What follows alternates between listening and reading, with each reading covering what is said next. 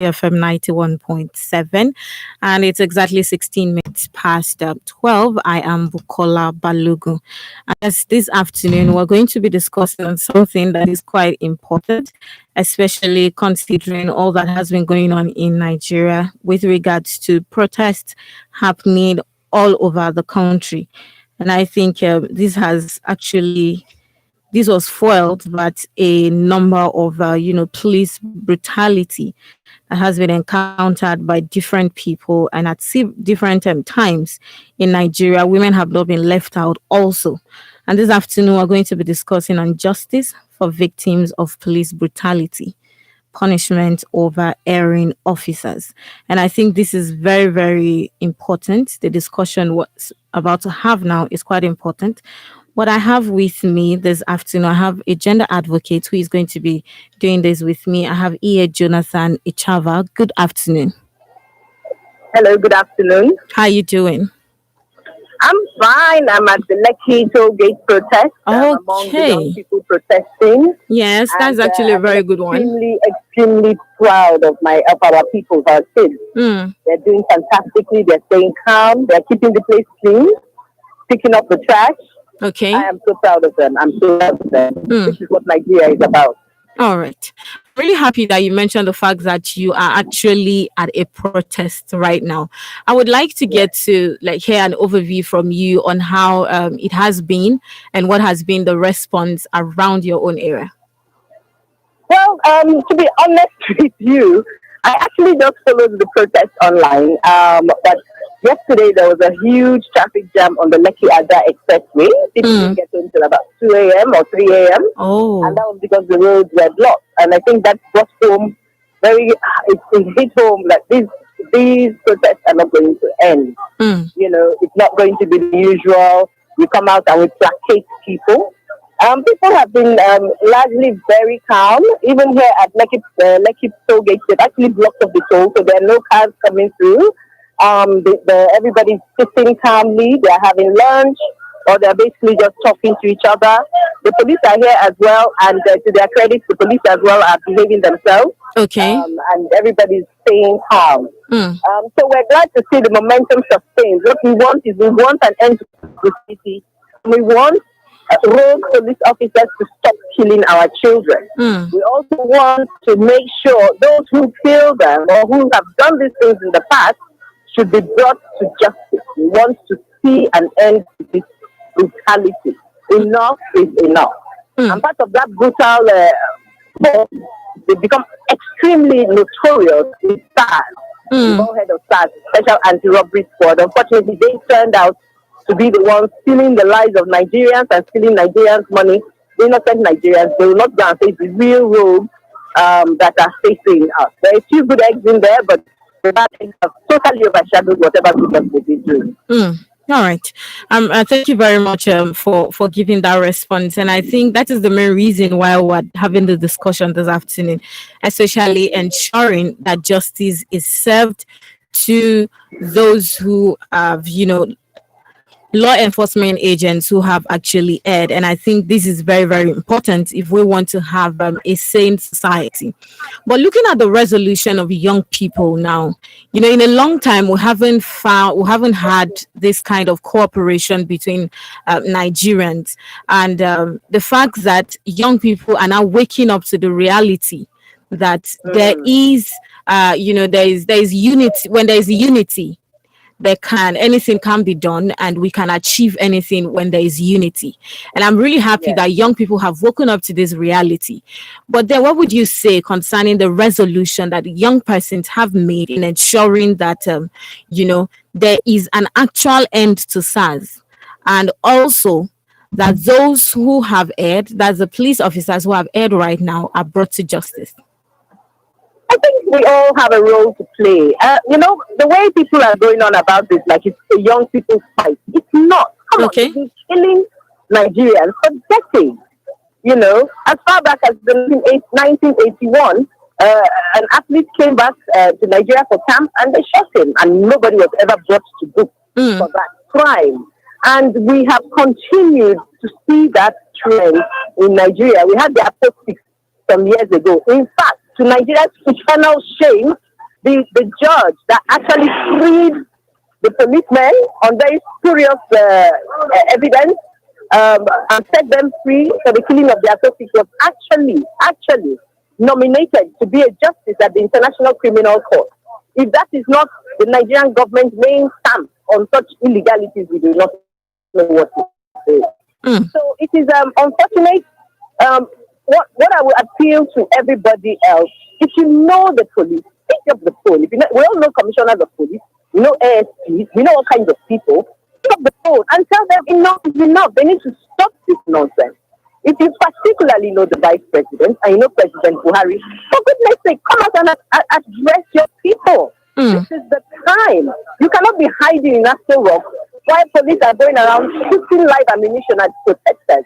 And you think the world is not watching? You think history will not judge you? Come on. So we all have a role to play. Those of us who are not at the protest physically, pick up the phone, call people. These are human beings. These SARS police officers, they are human beings. They also need to be rescued from the demonic activities they've been engaging in. You can't be going around shooting innocent people. It's ungodly, it is wicked, and it will not go unpunished by the Almighty. So we need to all put our hands on deck. This is not a battle for the short term. So I think people, and then we should not be deceived, please. You know, yesterday there was an announcement that SARS will be disbanded, and people were rejoicing. We've heard these announcements as far back as 2017. You know, I was actually going to come at. Please carry on. Yes, I was going to come to that. This has been stated several times from 2017 and even until now, and there has been different statements on the fact that SARS has been disbanded. But we have this going on, and also, you know, there was a statement made by according to the PRO of the Nigerian police, and that statement has to do with the fact that these officers are going to be deployed to other parts of to other commands and units of the Nigerian police.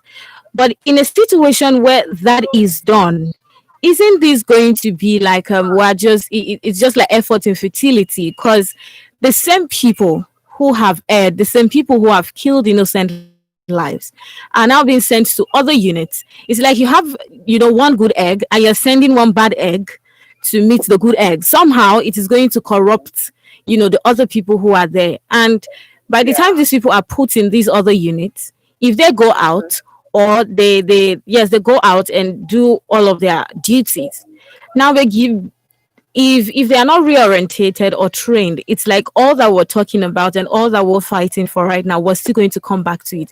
And how do you think that can be resolved?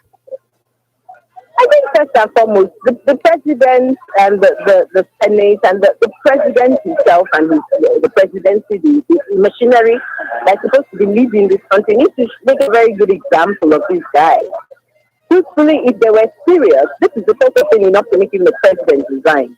Now, since we're not yet there in our sophistication as a people and we do not value our lives enough to begin to make those demands, the least the president could have done was to sack the Inspector General of Police.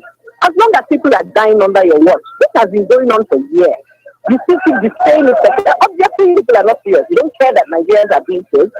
So the first thing we need to see seriousness from that quarter. If we do not see that seriousness, then we know that there's no political will, and they're implicitly approving of the murder of innocent Nigerians. So, that's one thing. You're absolutely right on everything else you said. The reason these people have continued to do, I keep saying, once you allow nonsense, that nonsense will sprout on and be stepping around in people, posting all over the place. That's why you hear a SARS officer tell a young person or tell people, I will shoot you, I will kill you, nothing will happen. Posting about it. We've all heard about it. And I'm amazed that President Buhari, a vice president, a Shibande, a Senate president, and all the governors in this country, they have children, they're human beings. They are not alarmed when they hear these kinds of things. They have learned to accept it. Something is wrong. Something is wrong. And the Nigerian people must resist this evil and stop it. Because even the president is one day to give his grandchildren, they will shoot. Shame, we're all here now. We're all watching.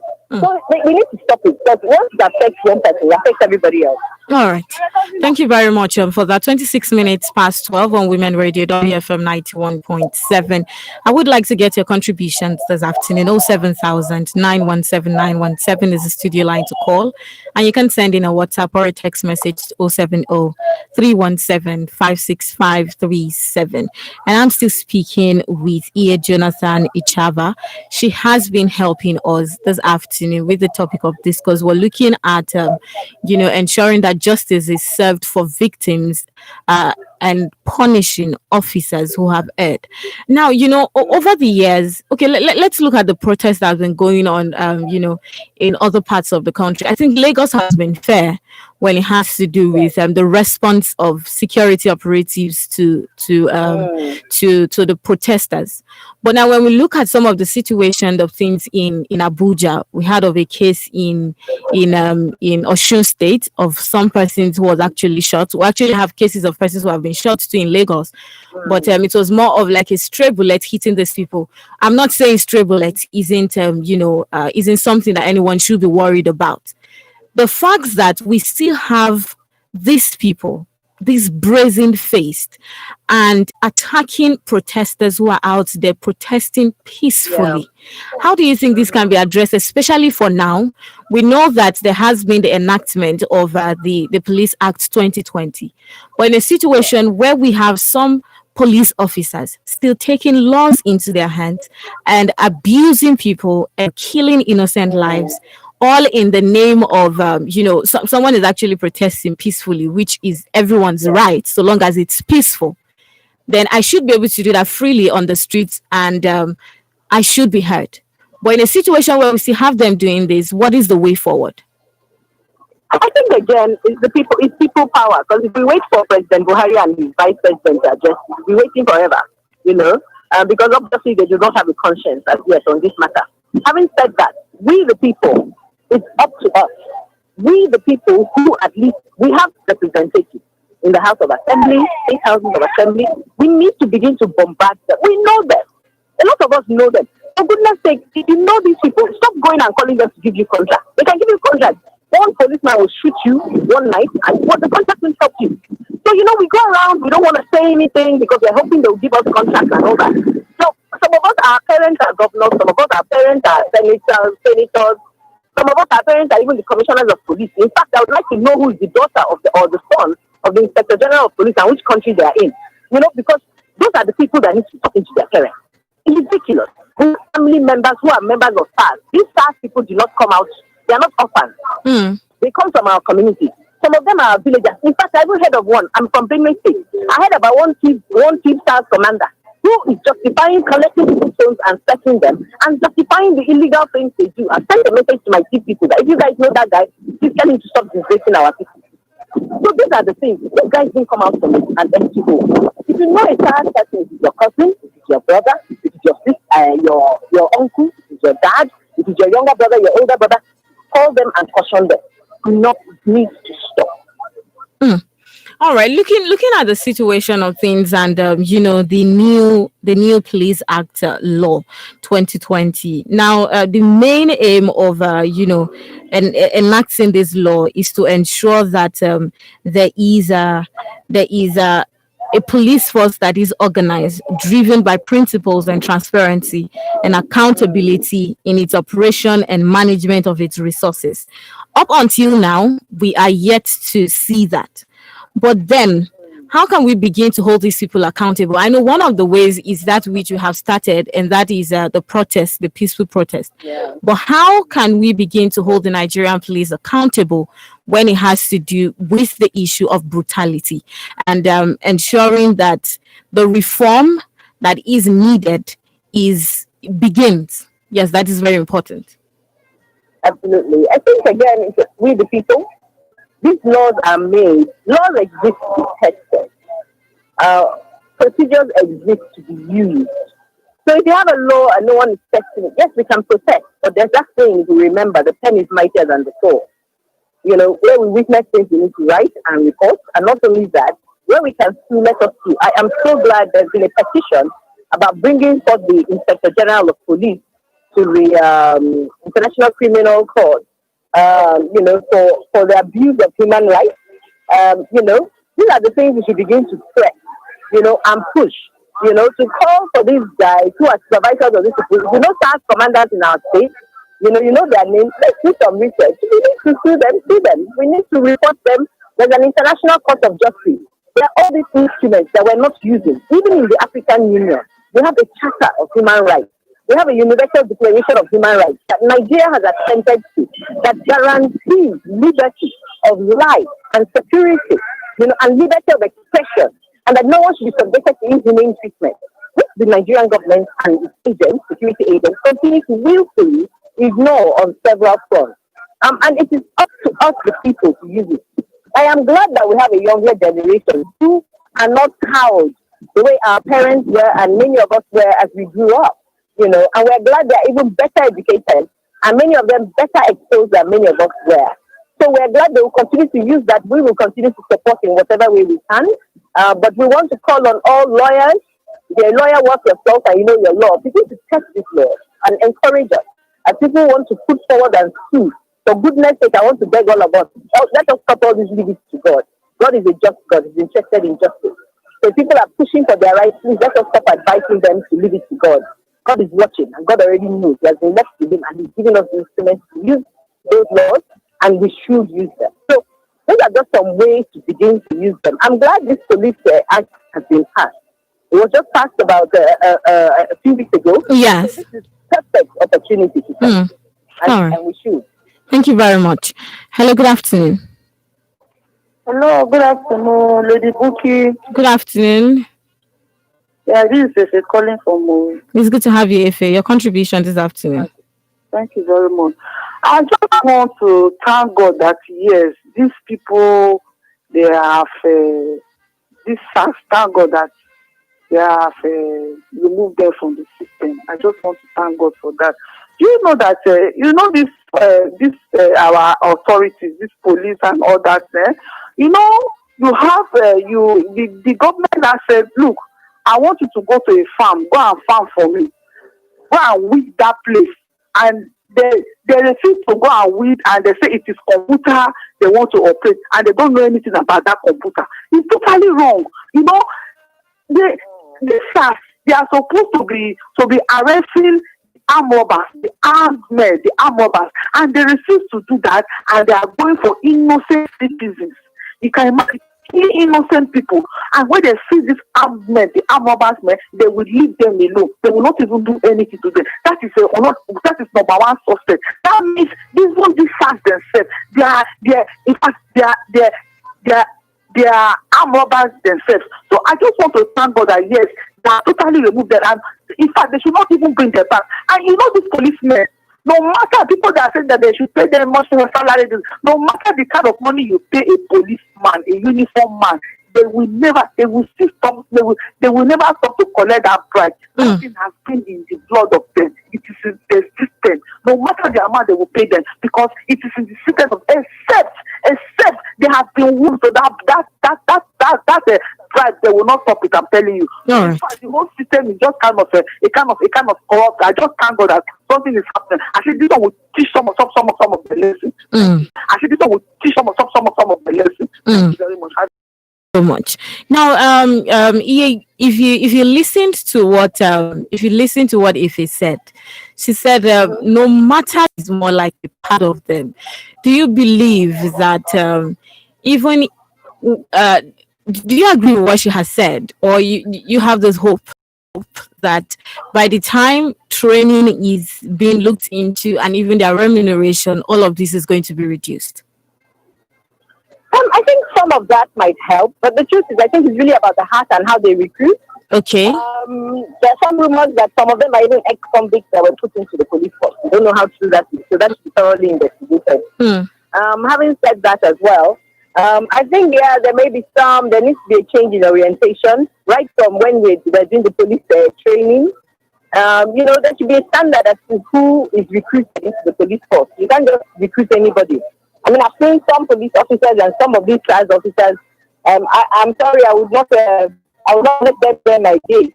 because they don't look like people you can trust, and they don't behave like people who you can trust. In other places, people in the best in class.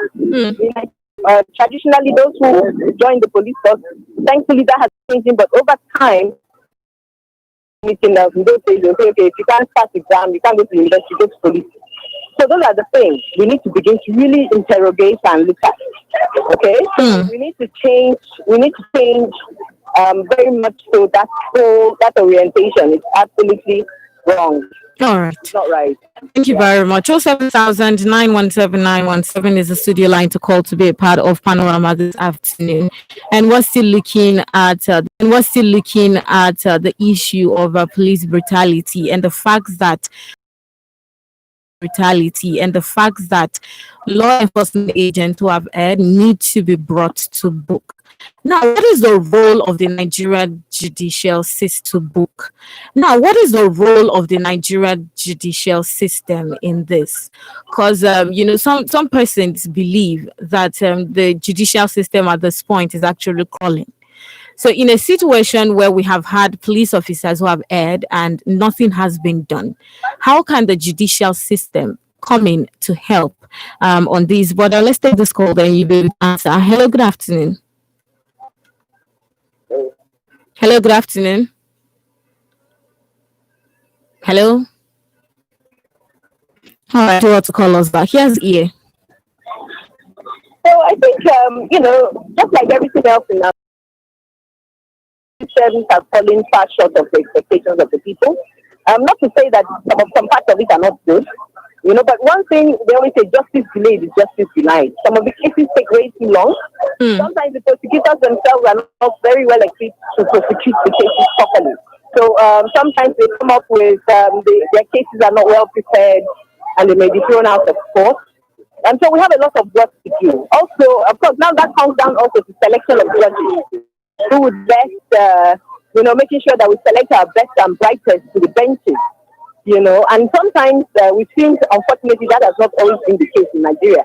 So there's so many factors. I referred earlier to the gentleman who had been nominated to the International Criminal Court, who apparently treat their prosecution. In other places, that won't even be happening, But again, where we are, so there's a lot of work to be done. Maybe there should be a special tribunal or court process to do this, because once the people do not feel or do not see justice as being done, we will continue to have these challenges. We will continue to have these issues. Okay, so now talking about people not seeing justice served and getting justice. Now, there has been the fear of some people, especially on the fact that if nothing is done by the government, we hope that is done by the government. We hope that this doesn't turn out into something else entirely. And apparently, all of this still lies on the shoulder of the government. And some persons have been clamoring for not just a reform, but rather a legislative action, and as well as an executive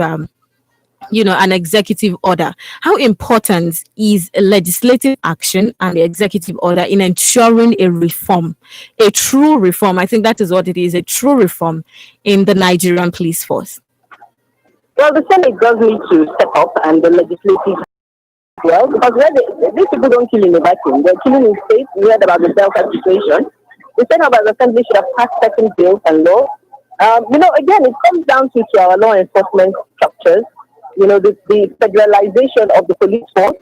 Again, so there are so many things tied to the way we structured the country that make it very hard even governors who want to enforce certain things. Having said that, obviously, Lagos is the better example. They've been able to have a good relationship with the police, where they actually, the police are here, like I said, at this process, and everybody's behaving themselves. Now, obviously, FCT is a different story. That should tell me that the minister is the blind eye to these horrible atrocities being committed. So there is a lot of work that needs to be done in this regard, and the legislators need to begin to take even more action on this thing. All right. Thank you very much. 07000 is the studio line to call, and you're listening to Panorama on Women Radio, WFM 91.7. I would like to get your contribution this afternoon if you're listening to me on the issue of if you're listening to me on the issue of police brutality and what the way forward is, and ensuring that erring officials are actually brought to book. It is very important, so we begin to see a change, and this will serve as deterrent to other police officials who might also won't have the mindset of just causing a lot of damage and killing innocent lives in Nigeria. Hello, good afternoon. Good afternoon. What's your name and where are you calling from? My name is Peter. I'm calling from Ibadan. Okay, I need you to turn down the volume of your radio completely. Obviously, police have to initially say that they are the problem. Happen this is not to be sent to the masses anymore. In a WhatsApp or a text message to 070-317-5653. Now, yeah, I also want to talk on, national bodies that, that I said some international organizations that help with, the fight for human rights and ensure that justice is served. What is the role of some of these organizations in ensuring that there is justice when it has to do with victims who have suffered abuse, that there is justice when it has to do with victims who have suffered abuse from the police force or those who have died, and as well as speaking up so that we can force that is reformed? I think it's just the truth is there. Second, we also need to educate ourselves on what they cannot do. Okay. There are different organizations. Amnesty International, of course, has been at the forefront of making calls on end to police brutality. The United Nations, to my disappointment in Nigeria, has not been as active as we would like to see in this area. Now, of course, they're an intergovernmental organization, so they are also funded by all governments, so they tend to be a little more, they do more work behind the scenes. As I was reminded, although this morning I've sent a message to the resident coordinator of the UN office in Nigeria to ask them to please do something about it. So we're sure they're speaking up, but we would like to also hear what they are doing. They're rather quiet. So we as the people, again, power belongs to the people. These organizations exist for the people. So it's very important that the people use those organizations. We have the Office of Human Rights, we have the Nigerian Human Rights Commission. We have the OCHA, the UN Office of Human Rights. And we need to use those places as much as possible. Let us file complaints where we can. We have also, there's so many other entities, depending on what's happening. There's brutality against children. We can also complain to UNICEF. But more than anything is to look up their formal complaints procedure and continue to push. Now, the thing is, if you have something, you don't use it, you don't exercise that muscle, the muscle will not be strong. So even with the UN agencies, if they are not pushing for them to do what they need to do, if they're not using the processes they put in place, we will not make much progress. So it's very important. There are petitions that go around, let us sign them. Whatever we need to do, every little bit counts. That's what I'll have to say on that. Okay. Now, looking at the situation of things right now, and the fact that we have to, the fact that justice needs to be served as soon as possible, would you agree to the implementation of a monitoring team and a disciplinary board that will be in control of the action of, security operatives, and particularly those who have erred to face the wrath of the law and justice is served for the victim? Would you advise for a board that is going to look into that? Because looking at the situation of things now, we always hear the cases of security operatives that have erred, and we don't get to hear any punishment that has been meted against them. And also, some people think that banning that banning these people totally from the police force might be another form of reform. But do you agree with this? Police force might be another form of reform. But do you agree with this? I think those are useful when it's an independent body that does have some power to discipline as well. So absolutely, the independent inquiry should compensation for the victims must also be looked into. Justice must also be seen to be served. So those who have done these things must be seen to face the law. But that's only possible when you have an independent body that is willing to get at the truth. So, that would absolutely be very welcome. The question is, does the Nigerian government have the political will and the sincerity to do that? We can see that even yesterday, people did not really believe, when the IG of police said they were disbanding SARS, and even as they were preparing that statement, the same SARS or the same police were still going around gassing people. So it's very important that whoever is doing such a process or whoever is handling that process is someone that the people can trust, that there's some integrity around the person and there's integrity in that process. All right, thank you very much. But looking at the disbandment right now, do you think that is enough a reason to actually stop all of the brutal activities of the Nigerian police towards the citizens? That's just like saying my favorite thief is called John, and now we've changed his name to James, and we're going to move him from stealing at a to stealing. I mean, come on, let's not kid ourselves. There needs to be fundamental police reform. I think NSAS is just a step. A metaphor for what we want, which is to say complete overhaul of the police system and the way that it's trained and treated. Of course, beyond that also you go to police barracks, so if people are in that kind of those crazy situations, they will not behave well generally. So it's very important that all those things are looked at. But disbanding SARS on its own, if you disband them, you don't disarm them. They'll just turn around and turn the arms on the people in even worse ways. So they know hideouts, they know different things. There are even reports that some of them are boasting how they know armed robbers and all that, and those armed robbers are walking around scot-free. They don't want to disband them, and then they're going to be free to gang with the armed robbers and harass the people even more. And so there has to be, of course, so the whole call for end of SARS is not just a literal, it goes beyond that. It's just symbolic. What we want is a real reform of the police force. All right. And all the aspects that give rise to this kind of horrible behavior. Thank you very much. Thank you so much. But before, there has been, there has been some persons who have actually said they don't agree with the fact that SARS should be disbanded. Now, I just want you to say one or two things. Such people who believe that SARS actually should not be disbanded.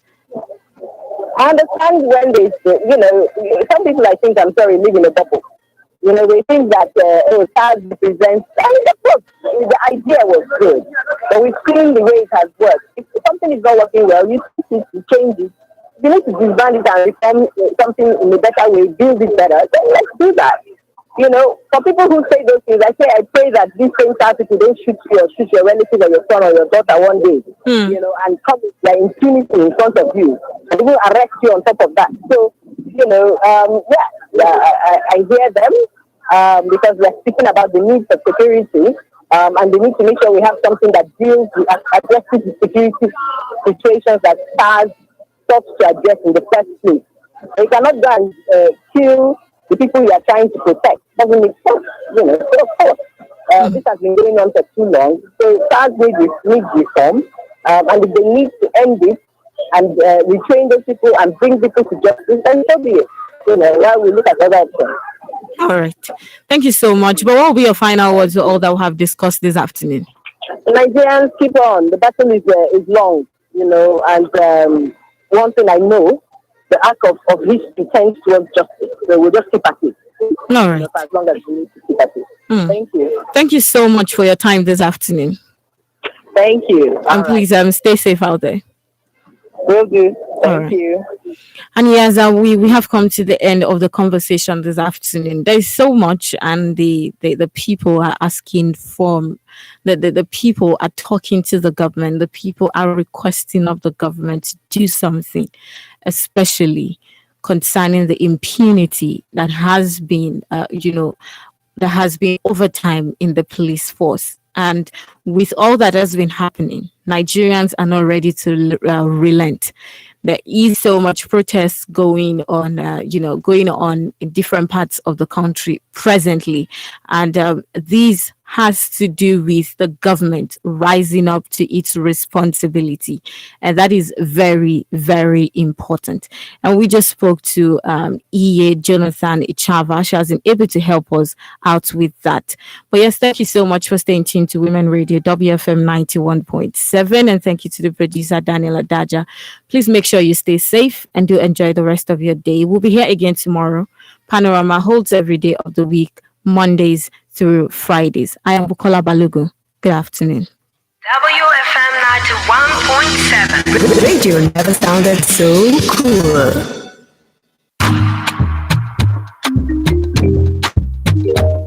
Beep, beep, beep.